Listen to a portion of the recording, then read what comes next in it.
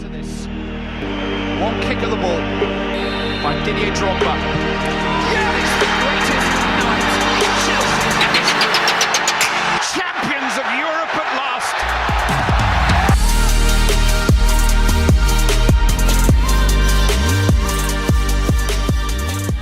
All right, guys, welcome to the Blue Stand, episode 3. I am so buzzing. First of all, thank you so much once again for all the support for the last episode. It's doing good and the channel's doing good. And once again, I'm here joined with my fellow panelists, Amir and Kunal. But we have one surprise guest today, and I'm so happy to have him in this channel. Someone I've followed, someone I've interacted with for more than a year now, and all of us in this panel have interacted. We've got Vivek here, guys. Everyone, massive welcome to Vivek. First of all, Vivek, how are you, my man? Hey, Miss. Thank you so much for having me on the channel. I'm very excited to be here and talk about Chelsea to you. As Miss said, I've known Miss for a very long time, and it's a pleasure to be on the channel with Damaya and Kunal. Great to see you two guys. Brilliant. I'm so happy, man. I'm so happy to see you. This is exciting. Yeah, absolutely. Right, let's kick this off. All right, guys, the topic for today is we're going to talk about a full roundup of everything that's happening in terms of transfers, all the rumors, the strong rumors. We're not going to touch on any Sky, Cave Sports, all of those kind of rumors. They're rubbish. We're not talking about that. We're talking about proper links today. So we'll kick things off with, we'll go through Amir first. Amir, man, some of the rumors, let's go from the back line, right? Some of the rumors in regards to goalkeeper position that's happening is one of the strongest one out there at the moment is Onana. There is a secondary choice, which is Pope. I think we can all disregard Ter Stegen. I think he's already extended his contract with Barcelona, and I don't think any other names really, or Black, I don't really think that's happening. So what's your thoughts, Amir, in regards to Onana or Nick Pope, or do you think there's another goalkeeper out there? Yeah, firstly, I'll start things off with Onana. I think personally, I wasn't very convinced with him. And, there aren't stats available. I'm a stats guy, sort of, and there weren't many stats available on FBref for the Eredivisie. But I think Newman did a video on how his performances in the UCL have been. And it's actually, surprised me quite a bit because he's prevented the highest number of expected goals against him for 2 years running, right? Last year and the current year. So I think he's sort of become underrated, in the side which has the likes of Ziyech, which had last season, they reached the semifinals and they had the likes of, they had De Ligt, they had De Jong, they had Van de Beek, right? They had so many players. And I think in all of that, the goalkeeper got a bit lost. He wasn't given the respect he deserves. So, but I think he's excellent. And I think he's 24 now. So I think he's younger than Kepa. So I think he still has a long time to go for reaching his peak. So I personally wouldn't mind him, but his distribution I don't think has been that great this season, and he also is sort of error prone, if you will. He gets caught out in no man's land on several occasions. That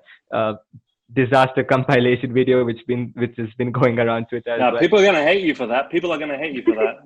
Yeah, but I think if the 30 million euro reported 30 million euro fee is true, then I think he would be a good purchase for us. But Pope, I'm personally not convinced. I think he has been good, but he's sort of inconsistent at times. I don't know, but yeah. And personally, for me, the goalkeeping target, and I think Kunal knows this very well, but it's got to be Predrag Rajkovic from Stade de Reims in France. I think we're both huge fans of him. Yeah. I think he's been excellent this season. Statistically, been the best goalkeeper, whether it be saves percentage, whether it be expected goals prevented, or whether it be distribution as well. I think he's been top notch this season. So I think we should be all over him. But let's see how it goes, because I'm not too sure that Stade de Reims might want to sell him just yet. He's also, a shameless Chelsea fan. I think so many times he played us, and I think it would be great for us to go ahead and push for a move, but I don't think that'll happen. But I'd be content with Onana. Brilliant. Let's go to Vivek. Vivek, what's your thoughts, man? Onana, Pope, or whoever else? Miss, I have to be very honest with you. We've already seen the problems which we had with our current goalkeeping setup. And we really need a shot stopper and someone who is very confident claiming crosses, and someone who's very good at defending set pieces. My personal pick was Nick Pope because Nick Pope is the joint clean sheet holder this year in the Premier League. He's very experienced and he's at that age which I consider would be the peak age for a goalkeeper at around 28. And he's my first choice. And if he's not available, I definitely take Onana. The disaster compilation which did rounds, it was quite an old one actually. A couple of them confirmed it to me. It was quite an old one. And a lot of Ajax fans have mentioned that he is a much better player compared to what he was many, many years back. He's improved a lot. And his biggest weakness, however, is coming and collecting crosses, which he often punches. So that is probably his weakness. But I'd be happy with both because both of them are an instant upgrade on Kepa. But my personal preference would be Nick Pope simply because of what he brings to this side. And he ticks a lot of boxes which Frank Lampard is missing in his team. You know what? I like this explanation that you gave in terms of goalkeeper being at a right age of about 28, I think, Nick Pope.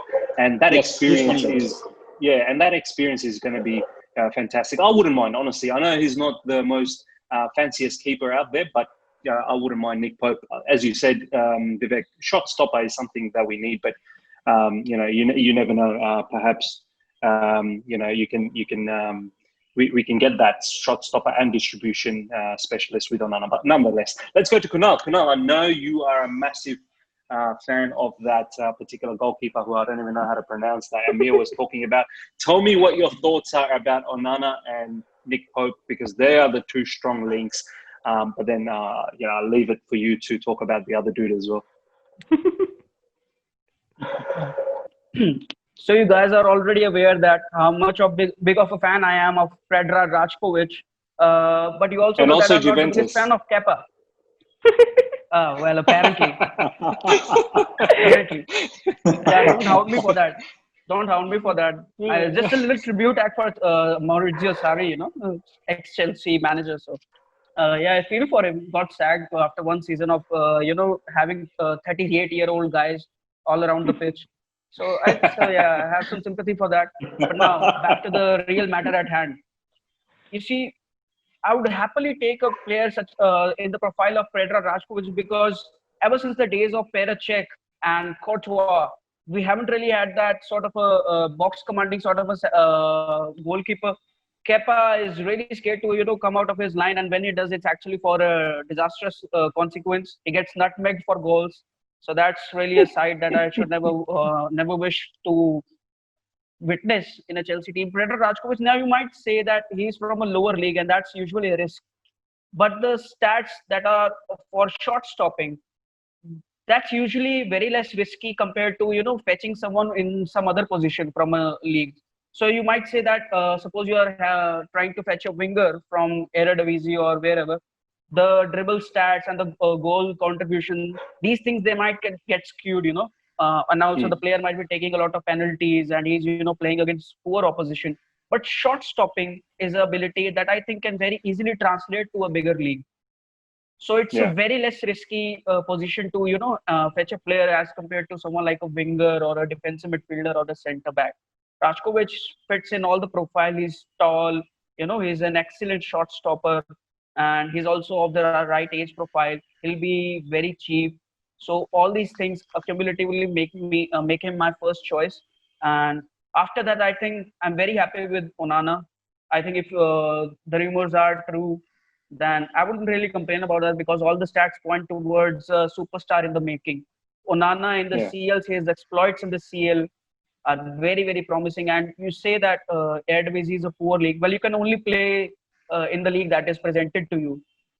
Yeah. So exactly. You can only be judged for what's in front of you. So how can Iron Robin and Robin van Persie, they were Eredivisie players before they made the shift at very young age to the Premier League, and then went on to have such a legendary career. So what makes you think that he cannot translate the same form? And once again, goalkeepers are comparatively risk-free signings to get from other foreign leagues, smaller leagues. And as far as these two are concerned, I'm very confident in them moving forward. If we were to fetch one of them, the others are quite unrealistic signing.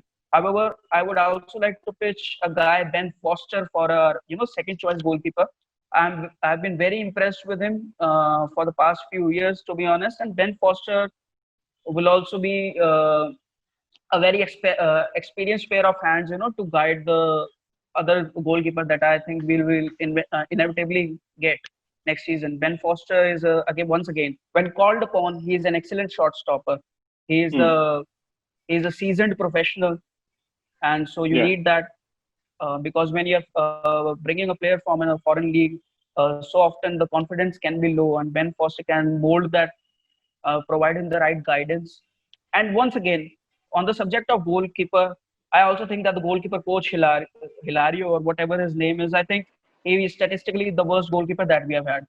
So I think that would I would also like Chelsea to look into that situation. He's the worst goalkeeper that we have had, and what a coincidence it is that he's behind such a disastrous run that Kepa has had this season. So yeah, Yeah. that'd be No, my fantastic.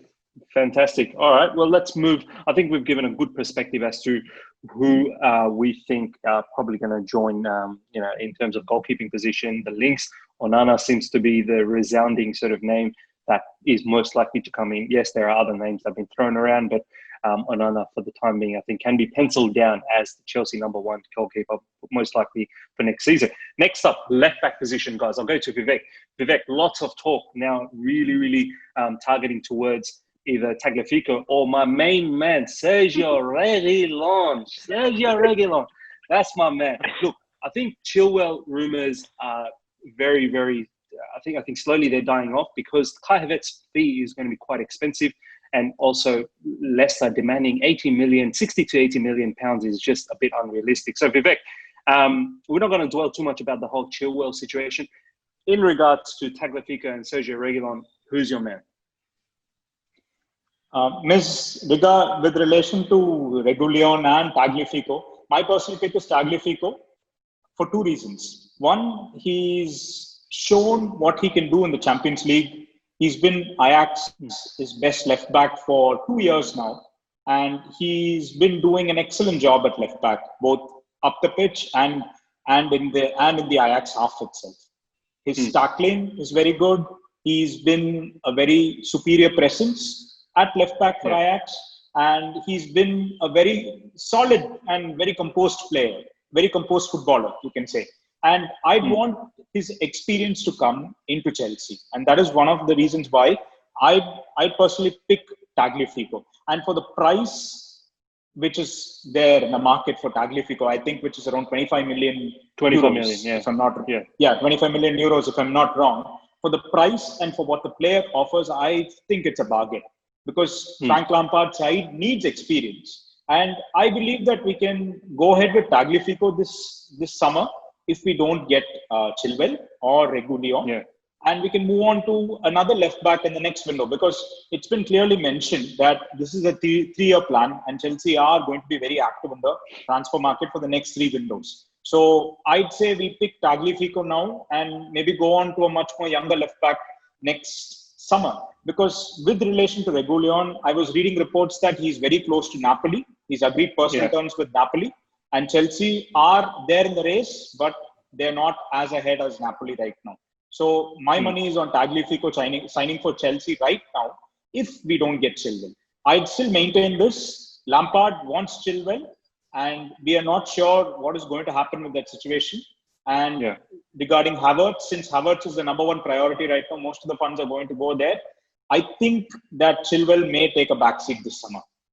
No, well said, man. I think that's a balanced approach. Look, I wouldn't mind Tagliafico one bit. He's, as you said, experienced. I like the theme of experience because we have a lot of youngsters, and he's quite balanced moving forward and moving back in defense. He's very, very balanced. Amir, what's your thoughts on this particular matter? Tagliafico, Sergio Reguilon, Chilwell. Who's your man?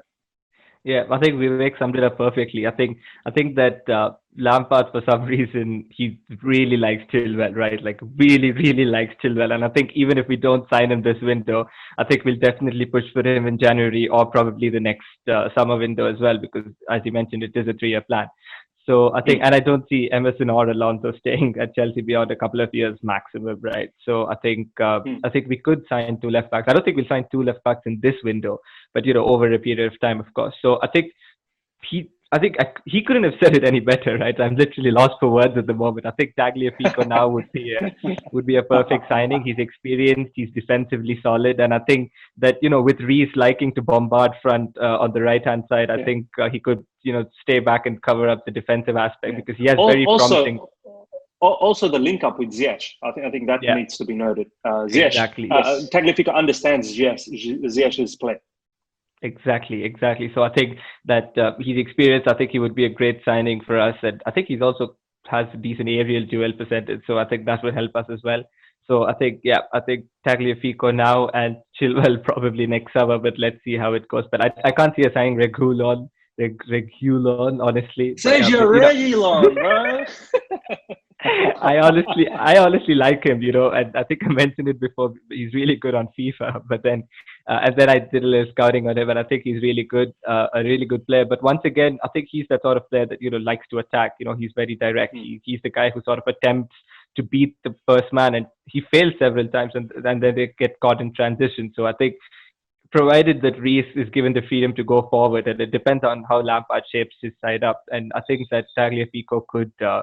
Provide good balance in the squad with Reece James on the other side. So I think Tagliafico this summer and probably Chilwell next. Now, and one more thing I'd like to add on to Amaya is that Tagliafico has a very underrated engine.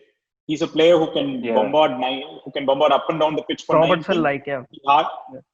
He hardly gets injured. He has not had any career-threatening injuries of late.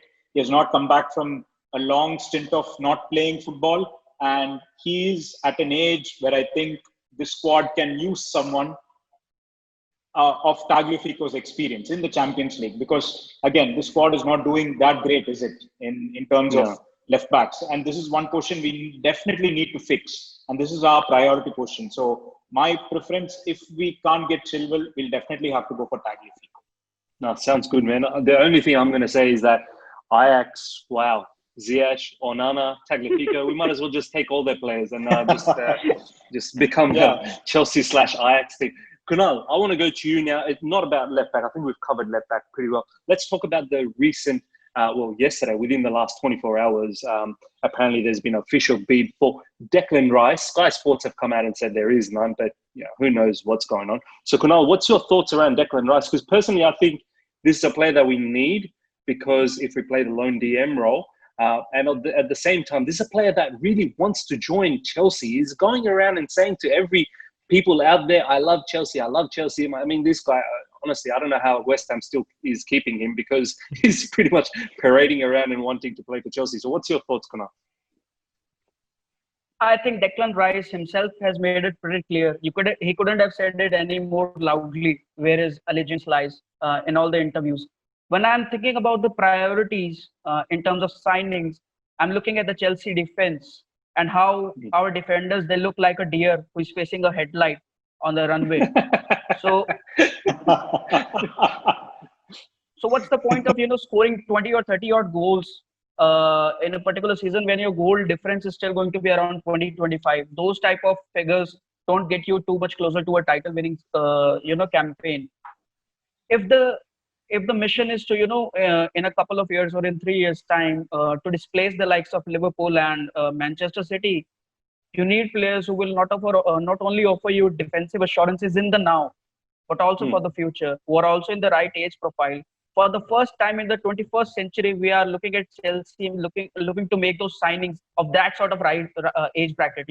They're not 28, 29-year-old superstars who are at the end of their or nearing the end of their careers. Declan Rice is so much defensively assuring. He's such a composed head. He wins his headers. So basically, he's the whole package. He's the complete package. Not to mention the flexibility that he can offer by playing at the center back position and in the lone DM or in the double pivot. And also, we have seen as I mentioned it in the previous episodes as well, we have slowly but surely started to witness the slight cracks appear in the marble that was once Kante. Yeah, Kunal, you've summed it up brilliantly there. I think especially the part about, N'Golo Kante not being as fit enough as before. And I think that Declan Rice could, come in and, sort of help Kante get the rest that he deserves, right? Because he's been playing for so many years. So anyway, moving on to the next bit of important news, which is the news that has been circulating, especially since Leverkusen's exit from the UEFA Europa League. And you know what we're talking about. We're going to talk about the Kai Havertz news. And honestly, we won't dwell too much upon it. We don't want to extend the video too much. I think I'll just quickly sum up, right? I mean, what have we got? We've got a player that really wants to move to Chelsea, that's convinced by Frank Lampard's project here, and the only hindrance right now, I think, is the fee, reportedly, which Chelsea and Leverkusen have to agree upon. But I think that so many reliable journalists have assured us that it's things looking positive, right? And I think that we can remain optimistic about this transfer, and let's hope it goes through, because he's truly a once in a generation type of youngster.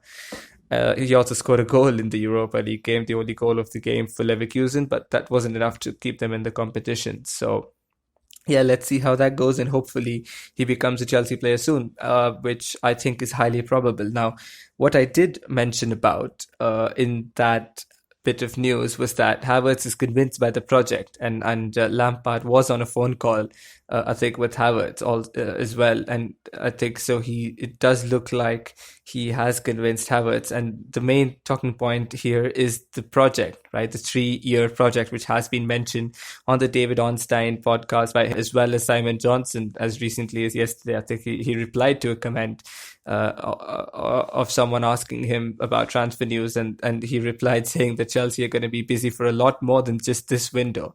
So yeah, I think that patience is really important in this regard. I think that we have to remain patient while and understand that it's going to take time, right? Even Liverpool and Manchester City, they've struggled for.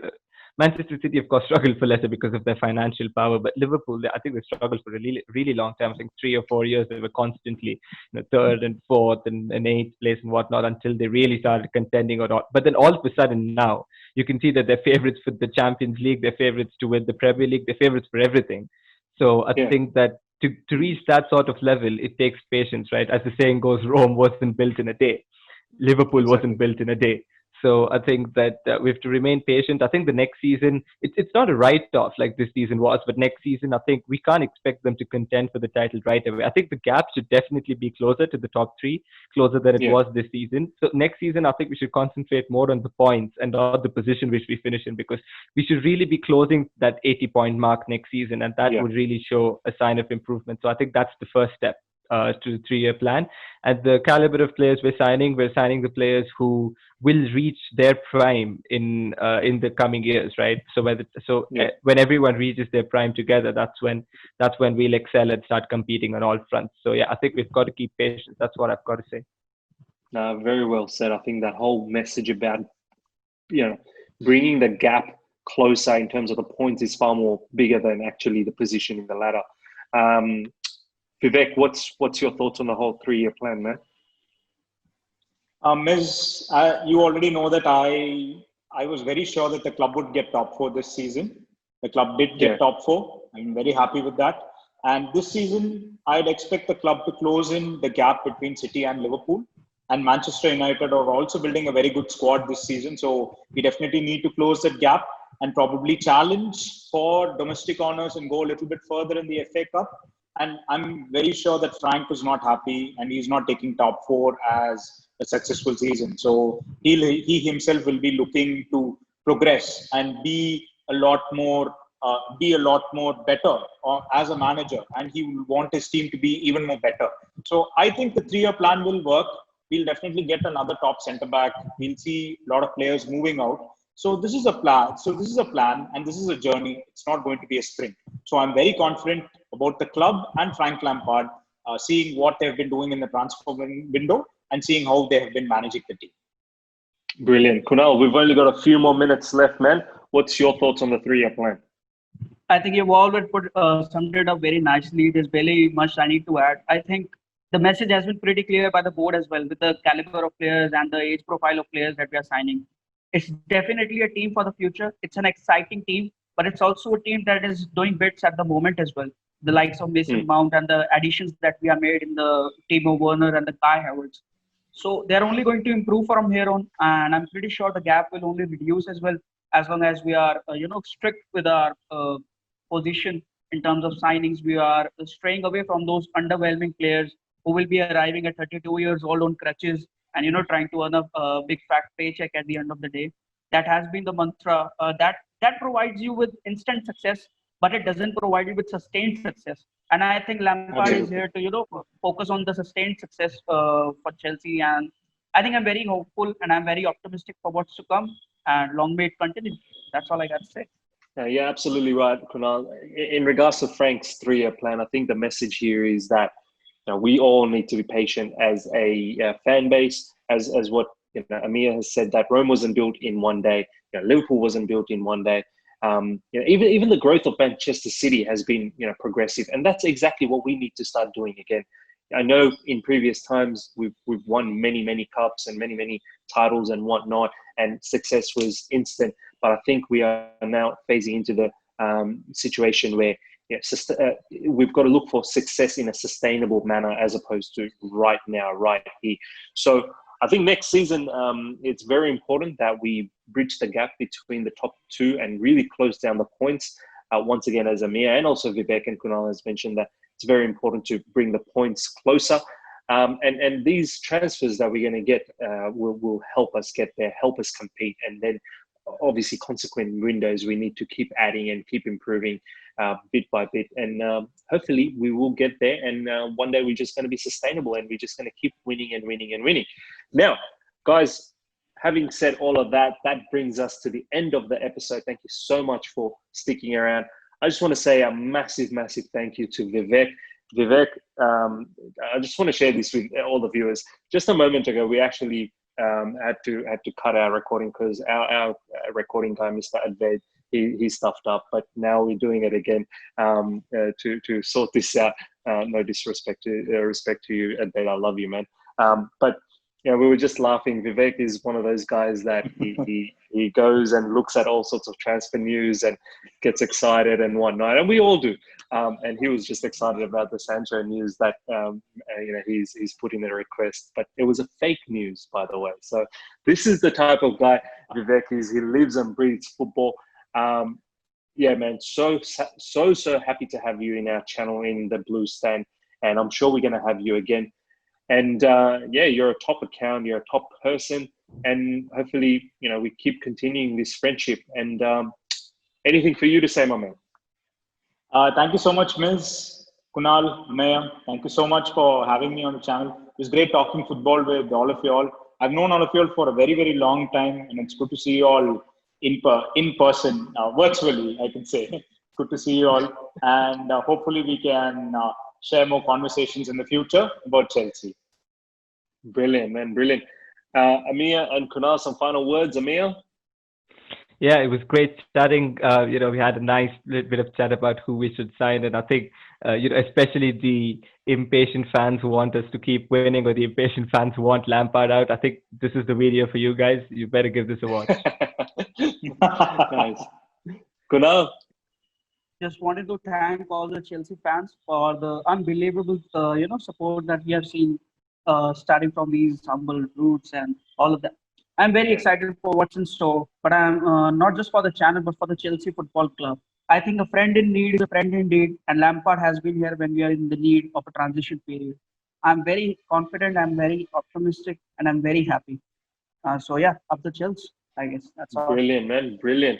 And just before we log out of here, I just want to say that I hope every one of you guys can keep supporting us, because this is a platform we are all trying to build here. Myself, Kunal, Amir, Vince. Vince is in the background. I'm sure you guys will know about him. We're trying to bring, and I'm not trying to discriminate here, but trying to bring the international fans into the forum and having a very solid vocal voice. I know there's a particular recent event, someone named, I don't know, Rachel Riley or whatever that account is, who was trying to be a bit disrespectful to the international fans. And this is right here, what we're trying to build is the voice, our voice, the international fans, that we don't just simply watch Chelsea football game, we live it. This is what we do, this is what we believe. Absolutely. So until next time, guys, see ya.